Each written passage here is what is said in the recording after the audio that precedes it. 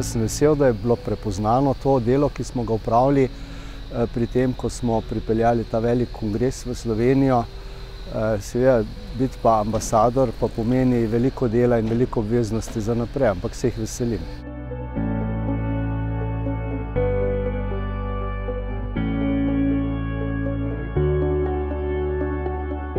Za nas je izjemnega pomena, da smo Evropsko konferenco o javnem zdravju pripeljali v Slovenijo.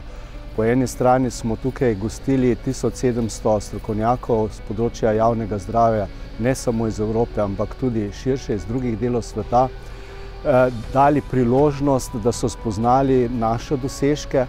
Po drugi strani je pa seveda tudi to, da so naši sodelavci, strokovnjaki imeli možnost, da se za relativno majhne stroške udeležijo te tako pomembne prireditve.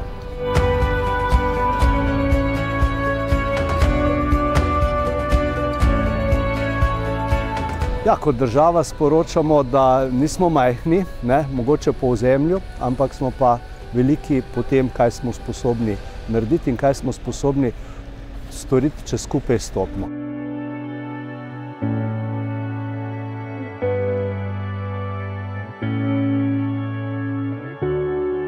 Jaz trdno upam, mi imamo pač močno zdravniško organizacijo, kjer se kar veliko dogaja, to je zelo znano, zelo hitro na tem področju napreduje in področja so številna, tako da trdno upam in računam, da bomo uspeli kakšno dobro stvar pripeljati v Slovenijo.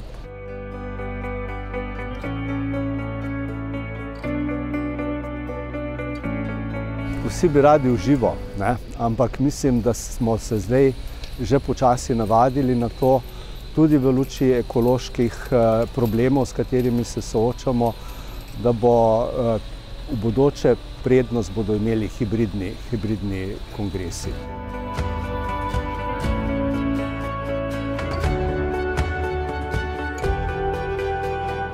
Ta neposreden stik z strokovnjaki iz drugih področji, čeprav poznamo velikokrat dela kolegov in tako naprej, kaj počnejo, ampak potem, ko ga v živo vidiš, ko se pogovoriš, ko imaš priložnost tudi kakšno privatno stvar izmenjati, to je ta čar. In čisto drugače se potem v prihodnosti pogovarjaš s temi strokovnjaki, ki si jih osebno spoznal, kot pa recimo, če si ga videl samo na neki video predstavitvi.